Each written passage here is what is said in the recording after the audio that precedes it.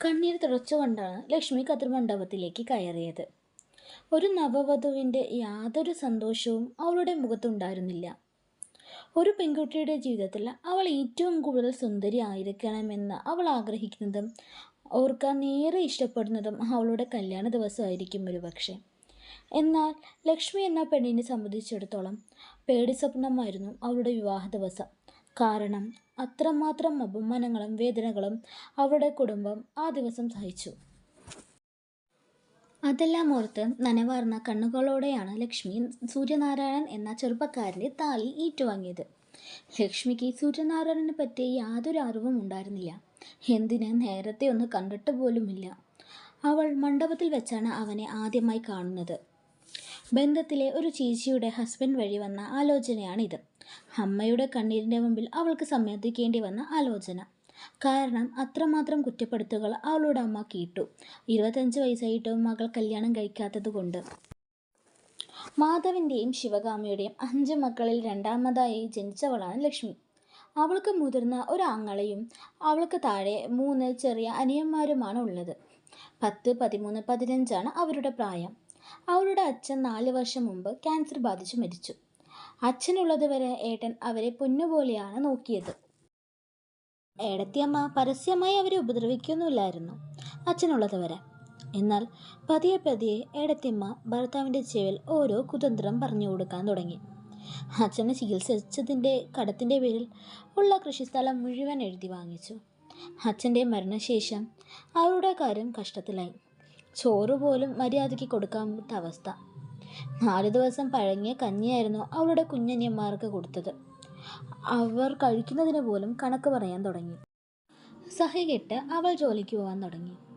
അതിനിടയിൽ ഏടത്തിയമ്മയുടെ കുടിയനായ അനിയൻ ലക്ഷ്മിയെ കല്യാണം കഴിക്കണമെന്ന ആവശ്യവുമായി വീട്ടിൽ കയറി ഇറങ്ങാൻ തുടങ്ങി.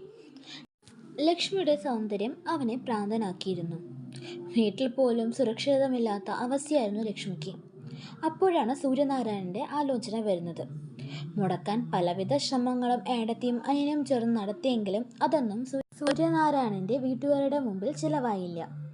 അതിൻ്റെ അവസാന ശ്രമം എന്ന നിലയിൽ കല്യാണ ദിവസം അവർ ഒരു ശ്രമവും കൂടി നടത്തി. കല്യാണ ദിവസത്തിന് മാറ്റിവെച്ച സ്വർണവും പണവും എല്ലാം കൊണ്ട് അവർ ചേട്ടനെയും കൂട്ടി രാത്രി തന്നെ സ്ഥലം വിട്ടു. ആകെ ബഹളായി. കല്യാണ വീട് ഒരു മരണവീട് പോലെയായി.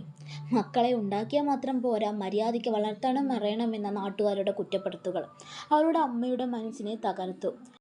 പ്ലാസ്റ്റിക് വള പോലും അവളുടെ ദേഹത്ത് ഉണ്ടായിരുന്നില്ല. അവളുടെ അച്ഛൻ്റെ പെങ്ങളുടെ മകൾക്ക് കല്യാണത്തിന് മുഴുവൻ സ്വർണവും കൊടുത്തത് അവളുടെ അച്ഛനായിരുന്നു. അതിൽ നിന്ന് 2 വളയും 2 ചെയിനും അവളുടെ അമ്മ പോയി കടം ചോദിച്ചു. കുറച്ചു ദിവസത്തിന് ശേഷം തരാമെന്ന ഉടമ്പടിയിൽ കല്യാണത്തിന് അണിയാൻ വേണ്ടി മാത്രം ആ സ്വർണം അവൾക്ക് നൽകി, അതും മനസ്സില്ലാതെ. അങ്ങനെയാണ് അവളുടെ കല്യാണം കഴിഞ്ഞത്. താൻ പോയാൽ തൻ്റെ വീട്ടിലെ അവസ്ഥ എന്താവും? അവർ എങ്ങനെ ജീവിക്കും? സ്വർണമൊന്നും സ്വന്തമല്ല എന്നറിഞ്ഞാൽ തൻ്റെ ഭർത്താവും വീട്ടുകാരും എങ്ങനെ പ്രതികരിക്കും? അങ്ങനെ 100 ചോദ്യങ്ങളായിരുന്നു അവളുടെ മനസ്സിൽ. അങ്ങനെ സൂര്യൻ്റെ വീട്ടിലേക്ക് അവൾ യാത്രയായി. കാറിൽ കയറിയത് മുതൽ സൂര്യൻ അവളെ നോക്കിക്കൊണ്ടിരിക്കുകയായിരുന്നു. അവളുടെ കണ്ണ് നിറഞ്ഞിരിക്കുന്നത് അവൻ ശ്രദ്ധിച്ചു. വീട്ടുകാരെ വിട്ടിട്ട് വരുന്നതിൻ്റെ വിഷമത്തിലായിരിക്കുമെന്ന് അവൻ കരുതി. സൂര്യൻ്റെ വീട്ടിൽ അമ്മയും അച്ഛനും മാത്രമേ ഉള്ളൂ. അമ്മ ഇത്തിരി കർക്കശക്കാരിയാണ്, എങ്കിലും സ്നേഹമുള്ളവളാണ്. വലിയ ഒരു ഓടിട്ട വീടായിരുന്നു അവൻ്റേത്. സൂര്യൻ്റെ അമ്മ നിലവിളക്ക് കൊടുത്ത് അവളെ സ്വീകരിച്ചു. ഈശ്വര, ഇനി നീ എന്തൊക്കെ പരീക്ഷണങ്ങളാണ് നീ എനിക്ക് നൽകാൻ പോകുന്നത്? എന്തായാലും ഞാനൊരു കാര്യം തീരുമാനിച്ചു. ഇന്ന് തന്നെ സ്വർണത്തിൻ്റെ കാര്യം എൻ്റെ ഭർത്താവിനോട് പറയും. എനിക്ക് വയ്യ ഈ ഭാരം കൊണ്ട് നടക്കാൻ. എന്ത് വന്നാലും സാരല്ല, എല്ലാം എൻ്റെ വിധിയാണെന്ന് കരുതി സമാധാനിച്ചോളാം ഞാൻ. സൂര്യൻ്റെ അമ്മ അവളെ റൂമിലേക്കാക്കി. അവൾ പാലും കൊണ്ട് സൂര്യൻ്റെ അടുത്തെത്തി. അവൻ പാലു വാങ്ങി ലക്ഷ്മിയോടെ ഇരിക്കാൻ പറഞ്ഞു. കുഞ്ഞോളെ, ആ വിളി കേട്ടതും അവൾ ഞെട്ടി. കാരണം അവളുടെ അച്ഛൻ മാത്രമേ അവളെ അങ്ങനെ വിളിക്കുമായിരുന്നുള്ളൂ. അവളുടെ അച്ഛൻ്റെ മരണശേഷം അങ്ങനെ വിളിക്കാൻ അവൾക്ക് ആരുമില്ലായിരുന്നു. അവൾ ആശ്ചര്യത്തോടെ അവനെ നോക്കി. ഈ പേര് എങ്ങനെ അറിഞ്ഞെന്നാണോ ആലോചിക്കുന്നത്? ഞാൻ തന്നെ ഒരുപാട് വട്ടം കണ്ടിട്ടുണ്ട്, താൻ കണ്ടിട്ടില്ലെന്ന് മാത്രം. തൻ്റെ അച്ഛൻ്റെ കടയുടെ മുമ്പിലായിരുന്നു എൻ്റെ ഹോട്ടൽ. അന്ന് തന്നെ ഞാൻ ഒരുപാട് വായി നോക്കിയിട്ടുണ്ട് കേട്ടോ. അന്ന് ഒരുപാട് സ്വപ്നം കണ്ടിട്ടുണ്ട് ഈ ദിവസത്തിന് വേണ്ടി. തനിക്ക് ഞാനൊരു കാര്യം കാണിച്ചു തരട്ടെ. ഇത് കണ്ടോ, തൻ്റെ പഴയ കൊലുസ.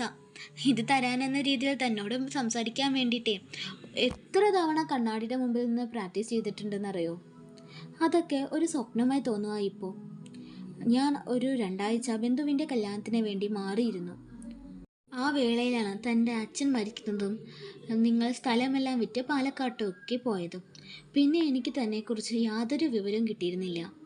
എത്രയോ രാത്രി തന്നെക്കുറിച്ച് ആലോചിച്ച് ഉറങ്ങാതെ ഇരുന്നിട്ടുണ്ടെന്നറിയോ. ഇതെല്ലാം കേട്ടതും ലക്ഷ്മിക്ക് ഉള്ളിൽ സങ്കടം നിറഞ്ഞു. അയാളുടെ സ്നേഹത്തിൻ്റെ ആഴമറിഞ്ഞതും സത്യമെല്ലാം പറഞ്ഞ് വീട്ടിലേക്ക് പോവാൻ അവൾക്കായില്ല. തനിക്ക് ശരിക്കും എന്നെ ഇഷ്ടമാണോ എന്ന ചോദ്യത്തിൽ അതേ എന്ന് അവൾ തലയാട്ടി. അത് കേട്ടതും സൂര്യന് ഭയങ്കര സന്തോഷമായി. അവളെ അവൻ നെഞ്ചോട് ചേർത്തു. അവളുടെ സീമന്തരേഖയിൽ ചുംബിച്ചു. അവർ അവരുടെ കല്യാണ രാത്രി പ്രണയത്താൽ ആഘോഷമാക്കി. പിറ്റേന്ന് രാവിലെ കുളിച്ച് കണ്ണാടിയിൽ നോക്കി സിന്ദൂരം അണയുമ്പോൾ അവൾക്ക് വല്ലാത്ത സന്തോഷം തോന്നി. എന്നാൽ ഉള്ളിലൊരു പിടപെടുപ്പും. കാരണം ഈ സന്തോഷങ്ങളെല്ലാം എത്ര നാളെന്ന് അവൾക്കറിയില്ലായിരുന്നു. കല്യാണം കഴിഞ്ഞ ദിവസങ്ങളിൽ അവളെ അവൻ പൊന്നുപോലെ കൊണ്ടു നടന്നു. ഒരിക്കലും മറക്കാൻ പറ്റാത്ത ദിവസങ്ങളായിരുന്നു അവൾക്കത്. അച്ഛൻ്റെ മരണശേഷം അവളെ ആരും ഇങ്ങനെ കൊണ്ടു നടന്നിട്ടില്ല, സ്നേഹിച്ചിട്ടില്ല. അങ്ങനെ 3-ാം വിരുന്നിന് അവളുടെ വീട്ടിലേക്ക് പോകുന്ന ദിവസം എത്തി. അവൾ ഈശ്വരനോട് മനമുരുകി പ്രാർത്ഥിച്ചു, തൻ്റെ സൂര്യേട്ടൻ തന്നെ വെറുക്കലേ എന്ന്.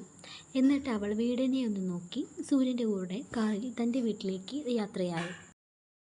അവൾക്ക് ഒരു പ്രതീക്ഷയും ഉണ്ടാകില്ല തിരിച്ച് അവൾ അവളുടെ ഭർത്താവിൻ്റെ വീട്ടിലേക്ക് പോകുമെന്ന്. അവൾ വീടെത്തിയതും അവളെയും കാത്ത് അപ്പച്ചിയുടെ മോൾ അവളുടെ വീട്ടിൽ നിൽപ്പുണ്ടായിരുന്നു. അവൾക്ക് ആദ്യമായിരുന്നു സ്വർണം ലക്ഷ്മി തിരിച്ചു തരില്ലയോ എന്ന് പറഞ്ഞ്. സൂര്യൻ അവളെ വീട്ടിലാക്കി പോകേണ്ട താമസം അവൾ സ്വർണം ലക്ഷ്മിയിൽ നിന്ന് വാങ്ങി. എന്നിട്ട് പരിഹാസത്തോടെ അവളെ നോക്കി പറഞ്ഞു, നീ ഇത് മറിച്ച് മുക്കും പണ്ടൊന്നും ആക്കിയിട്ടില്ലല്ലോ എന്ന്. ഈ നിനക്ക് ഇങ്ങനത്തെ പണ്ടമൊന്നും ഇടാനുള്ള ഭാഗ്യമില്ലല്ലോ എന്ന്. അവളൊന്നും മിണ്ടിയില്ല. പിന്നെ നിന്റെ കെട്ടിയവനെ കാണാൻ നല്ല ചന്തമുണ്ട്, നീ അന്വേഷിച്ചാ വേറെ വല്ല പെണ്ണുങ്ങളായിട്ട് ബന്ധമുണ്ടോ എന്ന്. എനിക്ക് കണ്ടിട്ട് അങ്ങനെ ഉണ്ടെന്നാ തോന്നുന്നേ. ഇത് പറഞ്ഞതും ലക്ഷ്മിയുടെ സകല നിയന്ത്രണങ്ങളും വിട്ടിരുന്നു. നിങ്ങൾ എന്താ പറഞ്ഞേ? നിങ്ങൾ പറഞ്ഞ ആ സ്വഭാവം സ്വന്തം കെട്ടിയവനുണ്ടാവും. എൻ്റെ കെട്ടിയവൻ ഏതായാലും ഇല്ല. എൻ്റെ അച്ഛൻ തന്ന സ്വർണത്തിൻ്റെ പേര് പറഞ്ഞ എൻ്റെ മുമ്പിൽ ആളാവാൻ നിങ്ങൾക്ക് നാണമില്ലേ? ലക്ഷ്മിയുടെ ആ പ്രതികരണം ആ സ്ത്രീ ഒരിക്കലും പ്രതീക്ഷിച്ചില്ല. ഓഹോ, ഒന്ന് കെട്ടിക്കഴിഞ്ഞപ്പോഴേക്കും എന്താ അഹങ്കാരം! നീ നോക്കിക്കോ, കെട്ടിയോൻ വിളിക്കാൻ വരാതെ കുട്ടികളും കുടുംബവും ഇല്ലാതെ നീ ഇവിടെ ഇരുന്ന് മുരടിച്ചു പോവും എന്ന് പറഞ്ഞ് അവർ പോയി. ഇത്രയും പറഞ്ഞതും മതിയാവാതെ ലക്ഷ്മിയുടെ ഭർത്താവിൻ്റെ വീട്ടിൽ ചെന്ന് അമ്മാമ്മയോട് സ്വർണത്തിൻ്റെ കാര്യങ്ങളെല്ലാം ആ സ്ത്രീ പറഞ്ഞു. സൂര്യൻ്റെ അമ്മ പിറ്റേന്ന് അവളെ കാണാൻ വേണ്ടി വീട്ടിലേക്ക് എത്തി. കൂടെ സൂര്യനും ഉണ്ടായിരുന്നു. അവൾ സത്യങ്ങളൊന്നും മറച്ചു വെച്ചില്ല. വേണം വെച്ച് ചെയ്തത് പോയതല്ല, സാഹചര്യത്താൽ പറ്റിപ്പോയതാണെന്നും സ്വർണം കൊണ്ട് ഇനി വീട്ടിലേക്ക് തിരിച്ചു വരൂ എന്നും അവൾ പറഞ്ഞു. സൂര്യൻ്റെ അമ്മ അവളെ നോക്കി ചിരിച്ചു. മോളെ, സ്വർണത്തിനേക്കാൾ വില നിനക്കുണ്ട്, അത് ഞങ്ങൾ മനസ്സിലാക്കിയിട്ടുമുണ്ട്. അതുകൊണ്ട് നീ സ്വർണം കൊണ്ടുവരേണ്ട യാതൊരു ആവശ്യവുമില്ല. നീ ഒന്നുമില്ലാതെ വന്നാലും ഞങ്ങൾ നിന്നെ സ്വീകരിക്കുമായിരുന്നു. കാരണം എൻ്റെ മോനെ നിന്നെ അത്രയ്ക്കിഷ്ടം. നിന്നെ കൂട്ടിക്കൊണ്ടു പോകാനാണ് ഞങ്ങൾ വന്നേ. ഇത് കേട്ടതും അവൾ അമ്മയെ കെട്ടിപ്പിടിച്ച് കരഞ്ഞു. അവളുടെ അമ്മയോട് യാത്ര പറഞ്ഞ് അവൾ സൂര്യൻ്റെ വീട്ടിലേക്ക് യാത്രയായി. സൂര്യൻ്റെ വീട്ടിലെത്തിയതും താൻ ഒരുപാട് കണ്ണീരൊഴുക്കിയ പൂജാമുറിയിൽ കയറി ലക്ഷ്മി ഭഗവാനോട് നന്ദി പറഞ്ഞു. സൂര്യനെപ്പോലെ ഒരാളെയും ജീവനെപ്പോലെ തന്നെ സ്നേഹിക്കുന്ന ഒരു കുടുംബത്തെയും തന്നതിന്. സൂര്യൻ അവളെ ചേർത്ത് പിടിച്ചു. ആ പിടുത്തം ജീവിത അവസാനം വരെ ഉള്ളതായിരുന്നു. ഇന്ന് അവർക്ക് അനഘ, അനിക, അനിഹ എന്ന 4 മക്കളും ഒരു സന്തോഷമായൊരു ജീവിതവുമുണ്ട്.